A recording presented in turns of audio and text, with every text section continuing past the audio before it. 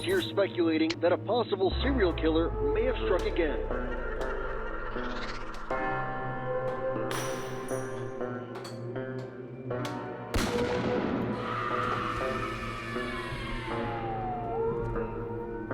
Esto es La Luz Azul.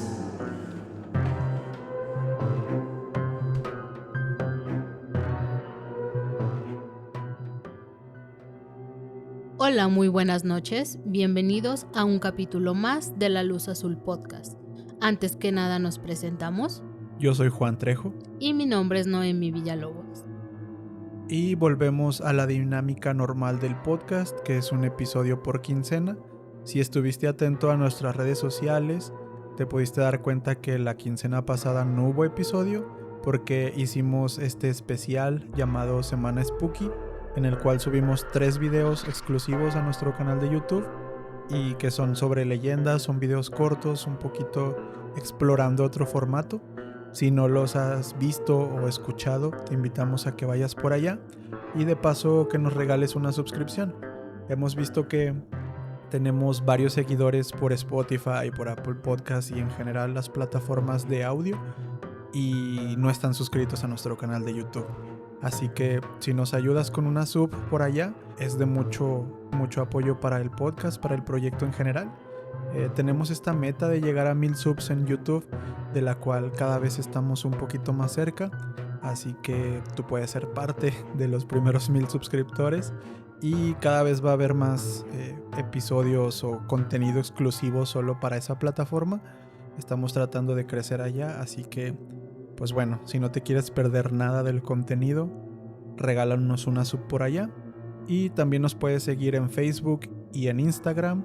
En todos lados estamos como La Luz Azul Podcast, para que no te pierdas nada de los anuncios, de los episodios especiales. A veces por allá hacemos algunas encuestas y platicamos con ustedes. Así que te invitamos a que nos sigas por allá para que no te pierdas nada del contenido. Y recuerden que también tenemos activa una página de Ko-fi. La pueden encontrar en la descripción de este episodio, en cualquier plataforma, en YouTube, en Spotify, en todos lados. Y también en nuestro perfil de Instagram y Facebook pueden encontrar el link a Ko-fi para que si nos quieren apoyar ahí con lo que sea su voluntad. Cualquier apoyo es bien recibido, cualquier donación. No es obligatorio ni nada, pero bueno, por si algo se ofrece, pues ahí está eso. Entonces, para no hacer más larga esta introducción, vamos a comenzar con el episodio. En esta ocasión es un caso paranormal, de esos que sabemos que les gustan, así que esperemos que disfruten esta historia.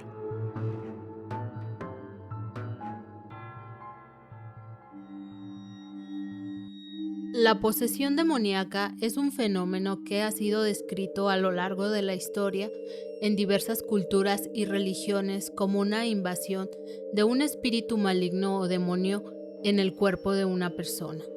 Se cree que bajo este estado el individuo pierde el control de su voluntad, pensamientos y acciones, siendo reemplazado por la influencia de este ente demoníaco.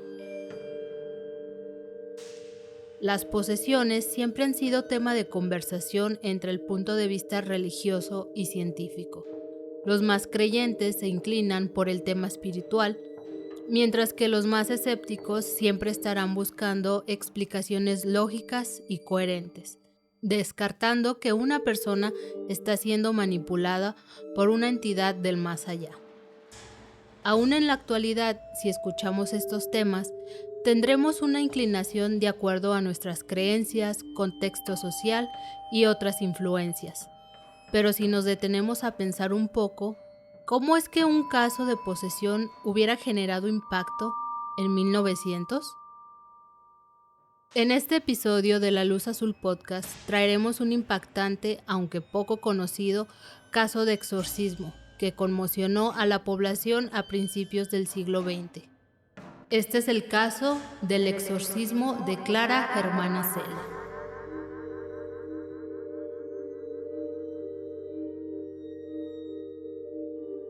Nuestra historia empieza en el año de 1890, en la provincia de Natal, Sudáfrica.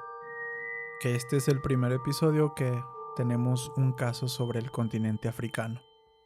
Las monjas del convento misionero católico de St. Michael's encontraron a una pequeña bebé, de apenas unos meses de nacida, abandonada en una canasta justo en la entrada del convento.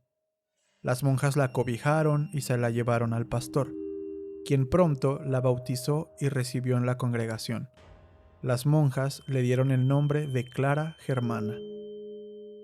La misión St. Michael's se fundó en 1855 y había acogido y ayudado a cientos de sudafricanos adeptos a la religión anglicana, que, en un brevísimo resumen, es una doctrina cristiana que combina elementos del catolicismo y la reforma protestante. Su rector, Erasmus Horner, era un sacerdote de origen alemán que había predicado por todo el país y luego fue designado como autoridad de esta misión en el año de 1892. Es decir, 2 años después de que las monjas encontraron a Clara Germana. Clara creció en la misión, llevando una vida normal, si es que podemos decir eso de la vida en un convento. Ya saben, la escuela, dormitorios, clínica de salud, cocina e incluso había una granja dentro de este complejo. Como no es muy difícil imaginarlo, estamos hablando de un ambiente religioso muy estricto, donde se tienen que seguir todas estas reglas para llevar la convivencia entre todos los asistentes o todos los que viven ahí en la misión. Había muchas monjas y también había unos cuantos sacerdotes a cargo del cuidado y crianza de los niños. Y siempre, como es obvio, bajo los estatutos o los mandatos de la religión anglicana o la fe anglicana. Creo que todos hemos visto así en películas o más o menos tenemos una idea de cómo es la vida dentro de estos conventos, que puede llegar a ser muy pesada, sobre todo para niños, que son principalmente la población mayoritaria de estos lugares. Pero pues sí, o sea, es algo muy común que ha pasado a lo largo de la historia y en muchos lugares. Y siempre existe como que todo este ambiente un poco estricto, casi hasta militar o algo así. Sí, creo que es como lo que siempre se retrata, e incluso en esas películas de terror que empiezan en conventos, ya sabemos cómo termina. La pequeña Clara era descrita por sus tutores como una niña alegre y piadosa, siempre dispuesta a ayudar a la comunidad y atender con esmero su educación religiosa.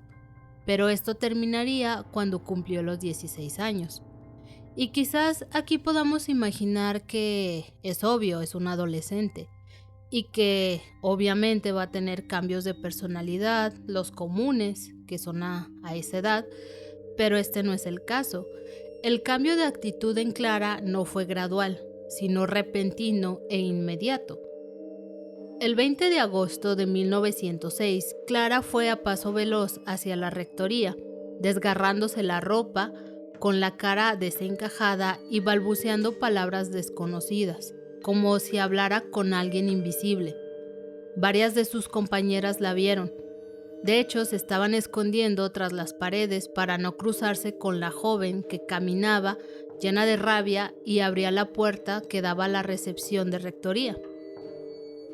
Al toparse con una monja que iba pasando, Clara volvió en sí misma de inmediato. La monja la vio por unos segundos en su actitud agresiva, pero la joven rápidamente cambió su semblante y con una voz muy baja y dulce le dijo: «Hermana, llame al reverendo Erasmus, debo confesarle todo. Pero hágalo rápido, o Satán me matará. Ya me tiene en su poder. Nada en mí es bendito». Creo que esta última escena en la que ella repentinamente cambia de una actitud agresiva a dulce y tranquila refleja claramente lo que nos mencionabas, de que no fue un cambio de actitud debido a la adolescencia, sino que era repentino, era en un abrir y cerrar de ojos. Clara era completamente otra persona. Sí, y es obvio, o sea, si tú ves a una persona con ese cambio tan pero tan rápido, así digamos que hasta en segundos, sí te vas a sacar de onda como de ¿qué traes? O sea, digamos que sí es muy, muy notorio y es una actitud que sí te va, pues más que nada te va a hacer que digas, pues, ¿qué está pasando aquí?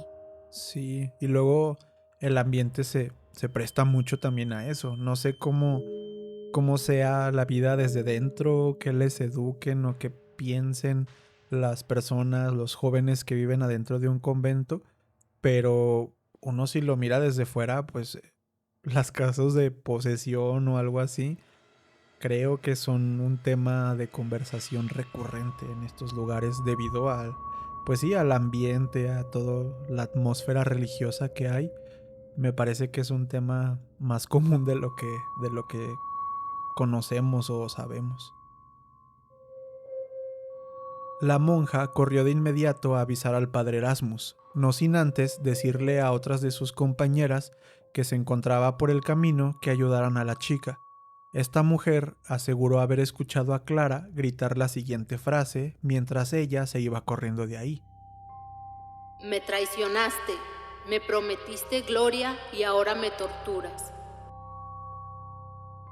Unos minutos después, el reverendo Erasmus entraba en el dormitorio de monjas, donde yacía Clara amarrada a una cama, con el rostro lleno de odio, contorsionándose a la vez que gritaba e insultaba a las monjas que trataban de calmarla. En cuanto Erasmus entró a la habitación, supo que algo estaba mal. No dudó ni un segundo, ni siquiera se le pasó por la cabeza que Clara estuviera fingiendo esa actitud. Sintió la presencia de algo maligno en aquella habitación. Erasmus le preguntó a Clara, ¿qué fuerza maligna ha tomado posesión de tu cuerpo? Con un gruñido espantoso, una voz gutural y profunda, que parecía imposible que viniera de aquella joven dulce y amable, Clara respondió, Soy Satanás, nuestro rey es Lucifer, su poder es enorme. Él tiene a su merced incontables sirvientes. Estás viendo a uno frente a tus ojos. Fuimos expulsados del paraíso, desterrados al infierno, al hogar de él. Su fuego no emite luz alguna. No se parece en nada al fuego que tienen los hombres. Y a pesar de la oscuridad del infierno, nosotros nos vemos unos a otros. Hay infinitos espíritus vagando por el mundo, seduciendo al hombre. Creemos en Dios y lo odiamos.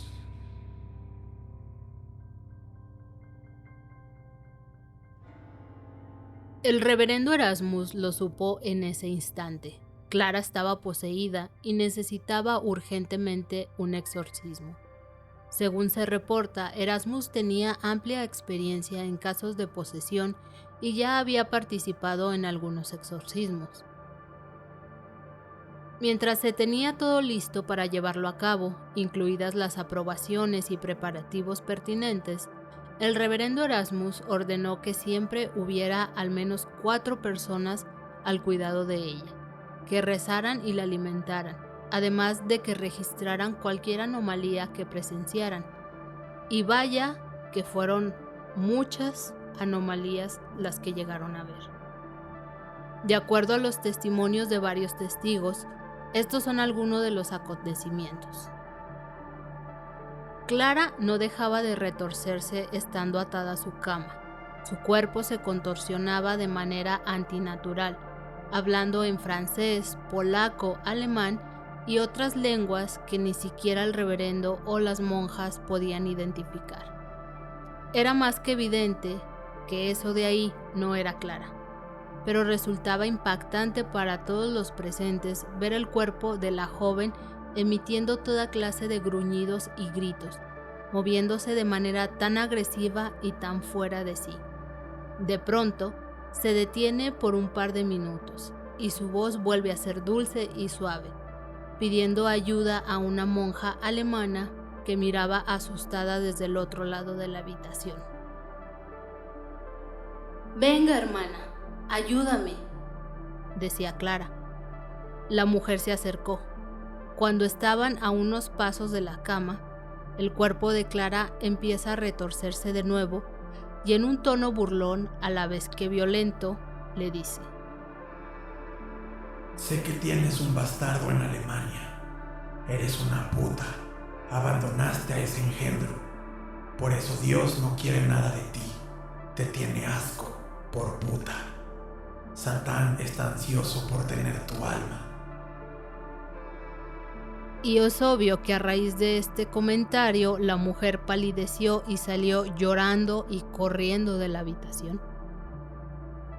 Y aquí vamos viendo un poco a poco los síntomas clásicos de una posesión, que son como este cambio repentino de actitud, este contorsionar de cuerpo, el hablar en idiomas o lenguas extranjeras que la persona poseída no tiene acceso o conocimiento a ellas. O sea, era una persona de Sudáfrica, huérfana, sin educación, pues sí, avanzada, digamos.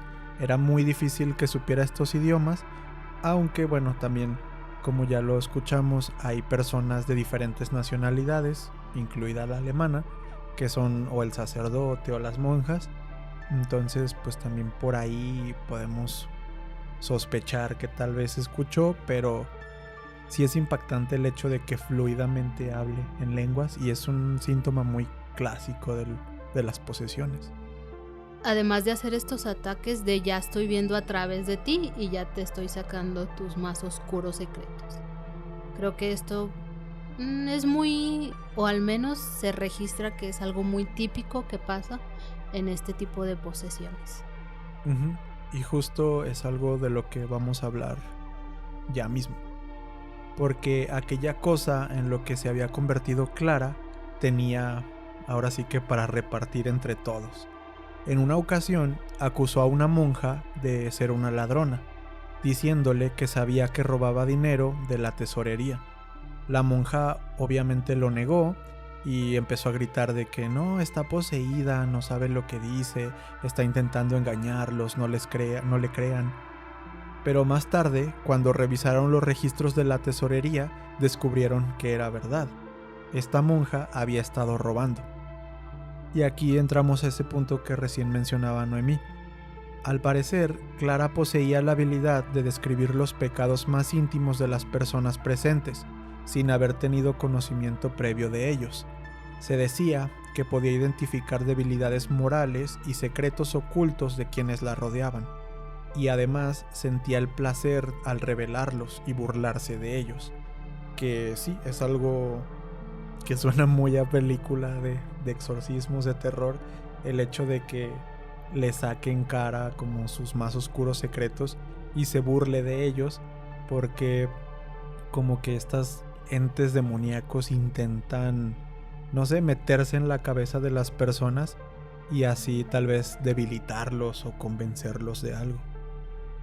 Esto es como que muy conocido en este tipo de casos, porque también se habla de que los demonios o los entes demoníacos se alimentan de tus miedos, tus secretos, eso que tienes muy, pero muy profundo en ti o en tu alma. Entonces creo que aquí ya se está dejando más en claro que era algo que hacía Clara, y como digo, que se sabe que es muy típico que pasen las posesiones. Por instrucción de Erasmus, un grupo de monjas trajo a la habitación un recipiente lleno de agua bendita y un crucifijo de madera. Rociaron a la joven con el agua, causándole tanto dolor que gritaba y maldecía al cielo, como si le estuvieran quemando la piel con agua hirviendo.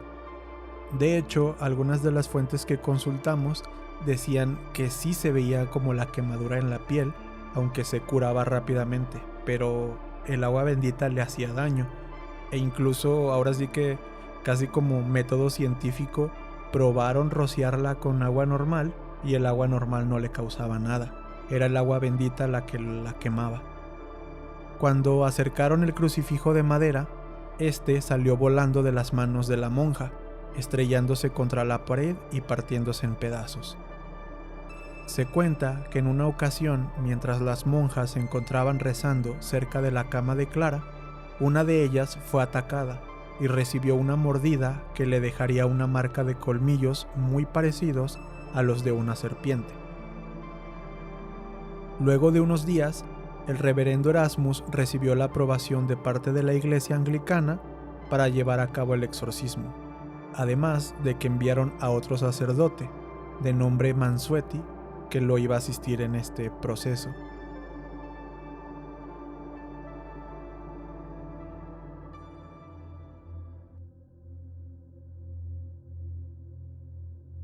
Entonces, después de todo este papeleo y burocracia, llegó el día.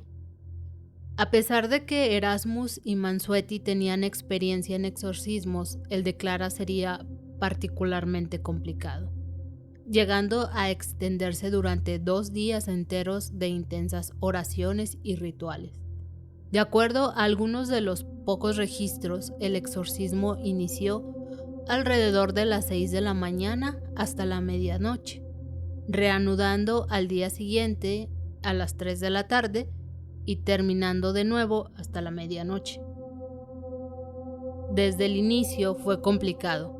Cuando las monjas trataron de llevarla a la capilla donde se llevaría a cabo el ritual, Clara mostró resistencia y fuerza sobrehumana, llegando a lanzar por los aires a más de una mujer.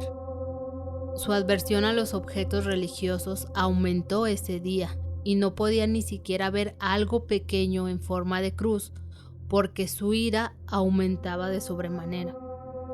Durante las sesiones, Clara mostró los clásicos síntomas de posesión demoníaca, como una gran resistencia física, un lenguaje grosero y ataques violentos. También en varios momentos ella trató de estrangular al sacerdote que la iba a exorcizar y emitía rugidos y sonidos animales, como si fuera una bestia en lugar de una persona. De acuerdo a los informes, los sacerdotes y las monjas presentes dijeron haber escuchado voces demoníacas provenientes de Clara. También dijeron que con el pasar de las horas, Clara dejó de parecer una persona, parecía más un monstruo. Algunas decían que su cuerpo se volvió inhumanamente flexible, como el de una serpiente, mientras intentaba liberarse de sus ataduras. Los movimientos de su cuerpo eran tan agresivos y aleatorios que resultaba imposible que su espina dorsal, su cuello o sus extremidades no se hubieran roto durante el proceso.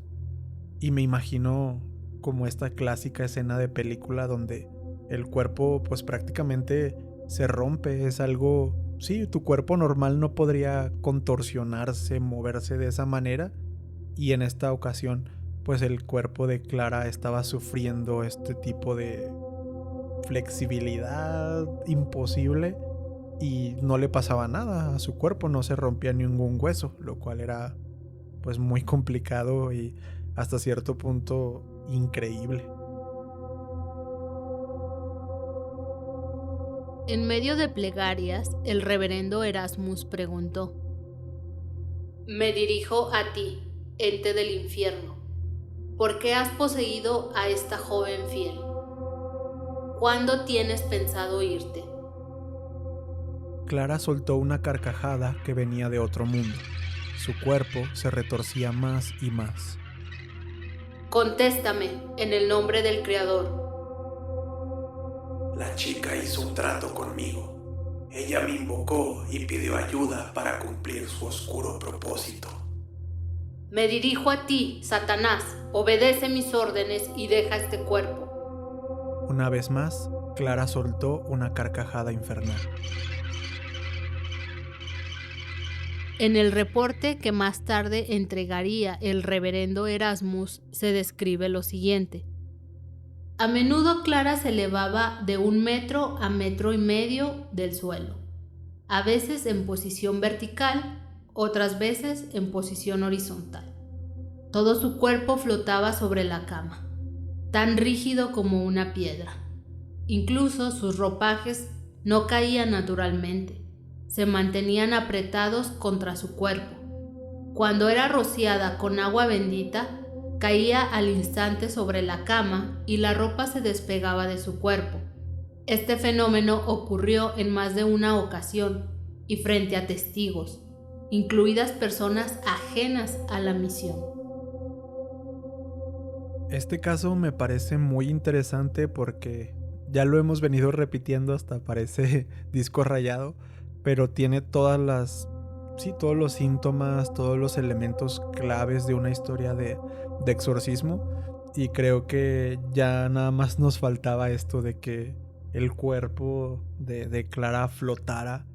Y fíjate que se me hace muy interesante cómo describe Erasmus que la ropa se le pegaba a su cuerpo. O sea, pues sí, el cuerpo de Clara estaba elevado y su ropa no caía. Me imagino que era, pues no sé, la sotana o una falda, algo, digamos, pues suelto, y su cuerpo no caía como normalmente lo haría con la gravedad, sino que se mantenía rígido en su cuerpo, como congelado, como pegado, y al momento de que la rociaban con agua bendita, como que la gravedad volvía a funcionar, no sé, volvía a la normalidad. De hecho, de todo lo que hemos descrito, este último es el que más se me hace interesante, porque es muy preciso en describir qué es lo que pasaba, y lo de la ropa es como que muy específico. Eso me da a pensar a mí que sí estaban poniendo mucha atención en todo lo que ocurría.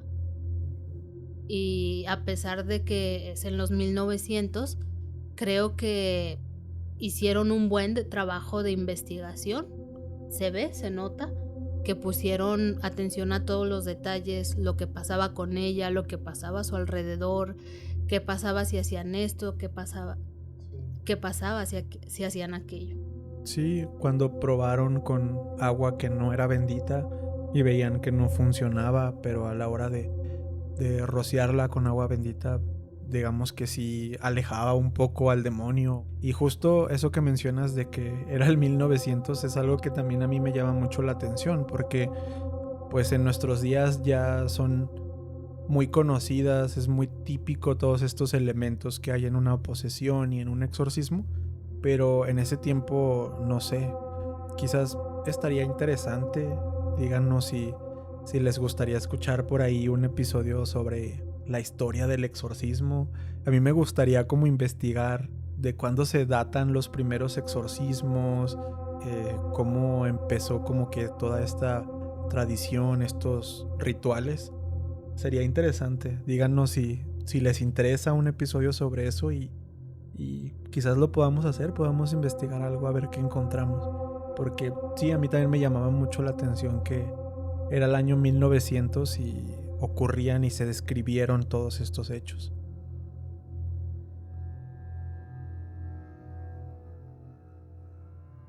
Tras 2 días de lucha espiritual, Clara fue finalmente liberada del demonio. Su cuerpo lucía completamente agotado, lleno de moretones y rasguños. Lo último que se pudo escuchar de lo que sea que había tomado el cuerpo de la joven fue un grito de dolor, un coro infernal que luego se desvaneció en la nada. De pronto, la capilla se inundó con un nauseabundo olor a carne podrida, a pesar de que no había comida en aquel lugar. Ya está, el demonio se ha ido, dijo el reverendo Erasmus, agotado y claramente afectado emocionalmente. Las monjas tomaron a Clara en sus brazos para bañarla y vestirla con ropa limpia. Cuando pasaron al lado del reverendo, Clara lo miró y le rogó perdón. Erasmus le sonrió y le hizo la señal de la Santa Cruz con su mano. Fue puesta en observación y reposo por un par de semanas, hasta que se concluyó que estaba libre de cualquier ente demoníaco.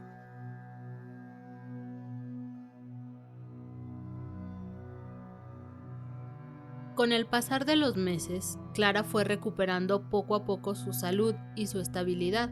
Al principio dormía y comía poco. A pesar de que su posesión fue increíblemente traumática, se dice que Clara regresó a su vida normal después del exorcismo y continuó con su fe cristiana. Pronto estaba de regreso en sus clases y en su tiempo libre rezaba o ayudaba a la comunidad. La dulzura y la alegría que la caracterizaban estaba de vuelta. En alguna ocasión el reverendo Erasmus intentó preguntarle sobre este supuesto pacto que hizo con Satanás. Quería saber si realmente era cierto y si sí fue, por qué razón lo hizo, pero Clara nunca quiso hablar al respecto. Incluso decía que no recordaba nada de lo sucedido.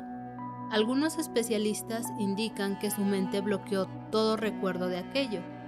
Fue un método de protección debido al trauma. Y yo creo que es obvio porque esto es muy común cuando nosotros enfrentamos algún trauma, tu cerebro por alguna razón te lo bloquea para que no pienses en el dolor, en lo que sentiste cuando estuviste en esa situación. Entonces creo que aquí es muy entendible que su cerebro haya actuado en defensa propia, de mejor para que te acuerdes de esto, y lo borró de tu mente. Sí, creo que es algo que pudo haber pasado, ahora sí que dándole su beneficio de la duda. En caso de que haya sido cierta la posesión, es como despojar a la persona de su cuerpo y el ente demoníaco toma por completo posesión de él. Entonces no eres consciente de tus actos, no eres consciente de por qué hiciste qué, y tal vez pues lo del pacto se borra de tu memoria porque ya no está el demonio dentro de ti. O sea, no sé, hay muchas cosas que podríamos concluir o podríamos teorizar sobre esto, en caso de que haya sido cierto, o si no, pues el bloqueo del trauma que nuestro cerebro hace.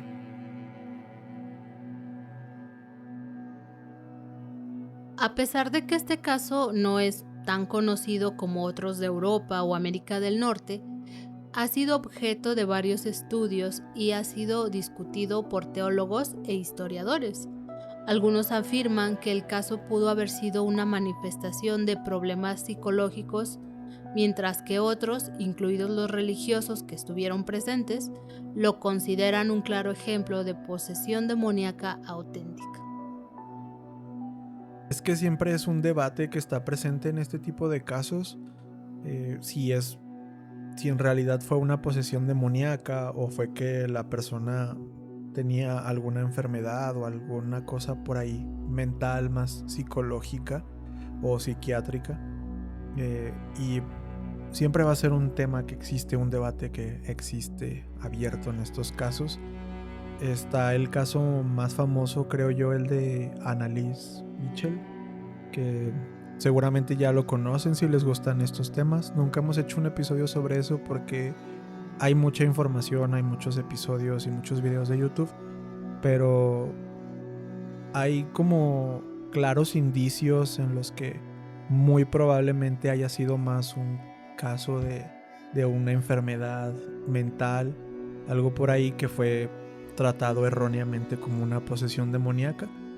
Y en este caso, como no hay tanta información más que los propios testimonios de la gente que estuvo ahí, no fue tan investigado científicamente o médicamente, entonces no hay de dónde poder sacar más datos o más información sobre este lado pues más humano, más clínico. Pero al fin y al cabo, cuando estudias la historia, pues siempre va a existir este debate. Sí, y aparte a lo que he escuchado últimamente en la iglesia católica, que es la que he escuchado un poco más, según tengo entendido, también los exorcismos, antes de hacerlos, sí se ponen a hacer una investigación de que la persona no tenga algún trastorno psicológico o psiquiátrico, porque si ese es el caso, los sacerdotes, digamos que en el mundo ideal, el sacerdote les dice, no, pues es que esto tiene que ser tratado por un médico, no es una posesión. Entonces, digamos que todavía en estos días, eso creo que dicen que ya lo tienen más cuidado, aunque también se sabe que de este lado de América Latina hay mucho sacerdote que hace exorcismos así, nomás porque sí. O sea, realmente hay gente que dice que ya está más regulado, pero hay otras versiones que dicen que no del todo. Entonces, de una u otra forma, lo poquito que yo he visto es que algunos sacerdotes, personas religiosas, ya están un poco más inclinadas y abiertas a querer trabajar con la medicina y decir, ¿sabes qué? Hay que ver si realmente es una posesión, chance y la persona a lo mejor tiene pues alguna enfermedad y yo no soy la persona apta para estar trabajando con ella.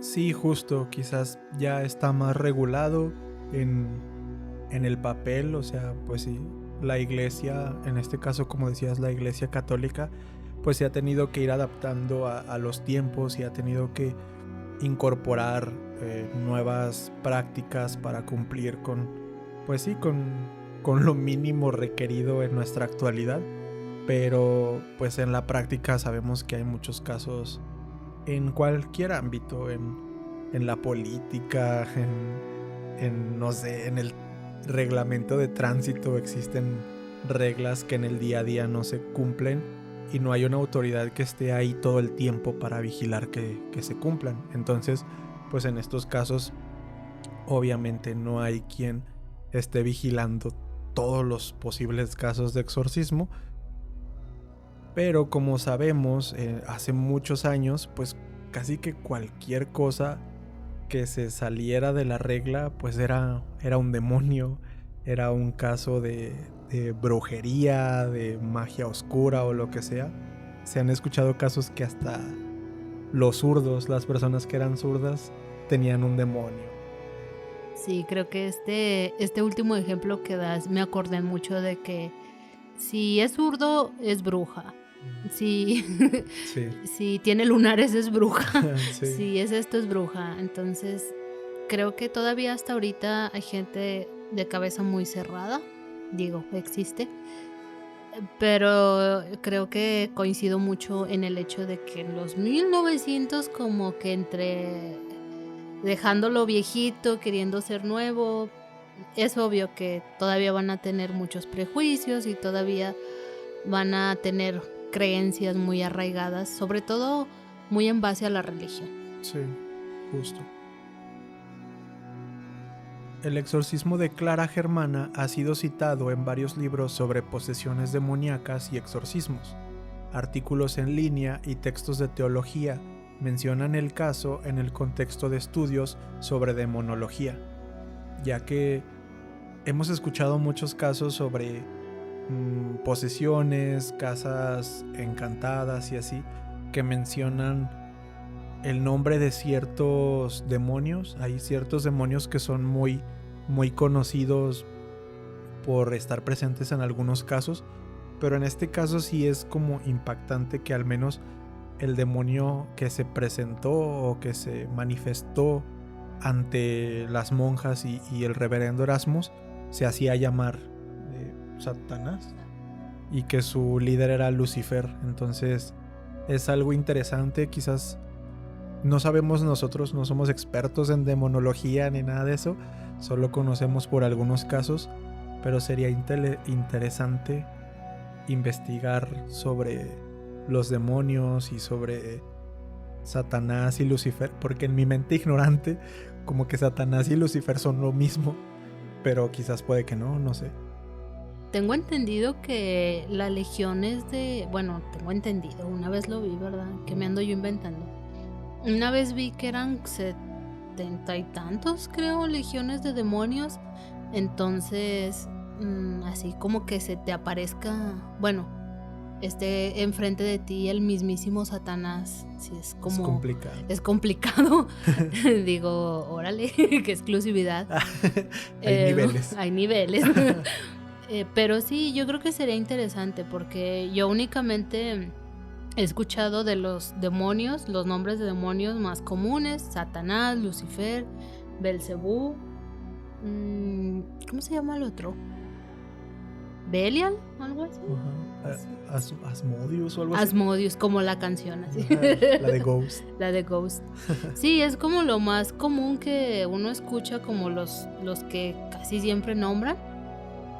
Pero sí es interesante porque se supone que hay tantas legiones y no siempre van a poseer el mismo. Entonces sí estaría ahí como que muy interesante es ahondar un poco de saber un poco de estos temas de mira, tantos y tantos. Demonología. De demonología y de todo eso. Que sí, que claramente ignoramos. Así que si ustedes saben un poquito más o nos quieren compartir información o quieren que investiguemos sobre estos temas, pues ahí déjennos un comentario y con gusto lo vamos checando.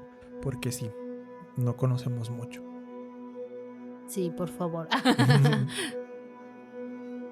Existen testimonios escritos de los sacerdotes y monjas que participaron en los rituales, aunque estos documentos no han sido ampliamente digitalizados. De hecho, se sabe que este caso fue uno de los que inspiró la tan conocida y famosa película del Exorcista. No fue el único, hay otros casos, sobre todo hay un caso principalmente que inspiró esta película, pero digamos que todo el ritual y todos los síntomas y todo lo que presentó, pues es parte del folclore de los exorcismos y hay mucha inspiración también en este caso. Y si ustedes son fans del terror y de temas paranormales o del cine de horror, pues seguramente conocen y han visto El Exorcista y saben que en esa película también hay mucha carnita de la cual poder sacar un episodio. Hay cosas paranormales que sucedieron alrededor de la película con el crew de producción, los actores y todo esto. Así que si les interesa también un caso, a nosotros el cine de terror es una de las cosas que más nos gusta, y hacer como que un episodio sobre temas paranormales alrededor del cine estaría interesante. Así que si les gusta, pues ahí también díganos. El caso de Clara Germana sigue siendo un misterio que hasta la fecha, dependiendo del enfoque religioso o científico, ofrece explicaciones distintas. Para quienes creen en el poder del mal y en la posibilidad de una posesión demoníaca, su historia es un testimonio inquietante de la intervención de lo sobrenatural. Para los escépticos, es un recordatorio de los efectos que las creencias culturales y religiosas pueden tener en la interpretación de los trastornos mentales.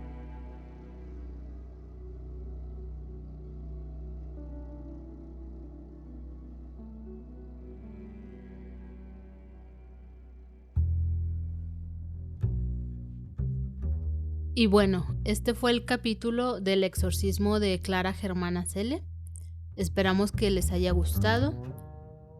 Otra cosa que también me gustaría agregar antes de finalizar es que, de acuerdo a las fuentes que estuvimos investigando, hay algunas que mencionan que después de este exorcismo, Clara pasó un año, todo bien, todo normal, y después volvió a tener otra posesión demoníaca, se hizo otro exorcismo, y ya después de ahí ya todo bien con Clara. Nada más que hay algunas fuentes que sí mencionan que hubo un segundo exorcismo, pero hay otras que no. Entonces por eso como que no lo quisimos agregar. Aparte ya de este segundo, sí que no hay nada de información. Nada más el que se tiene documentado, que es el primero. Y obviamente con más información y un poco más de saber qué pasó y qué no pasó. Pero de este segundo únicamente si hay información es que lo menciona. Pero uno no se sabe, no se tiene documentación y no sabemos si qué tan cierto fue. Por eso lo mencionamos, no lo agregamos como tal al guión, pero bueno, es algo que se menciona en algunas fuentes y pues por la fecha y todo eso es muy difícil saber qué cosas son ciertas, algunas ya se perdieron. Aparte, pues es un continente muy lejano de nosotros, tal vez una fecha muy lejana y un continente algo lejano. Entonces, pues sí, pero es interesante nada más mencionarlo, que al parecer quizás hubo un segundo exorcismo. Y bueno, pues es una historia que a mí me pareció muy interesante desde que la teníamos ahí en la lista pendiente para investigar y todo.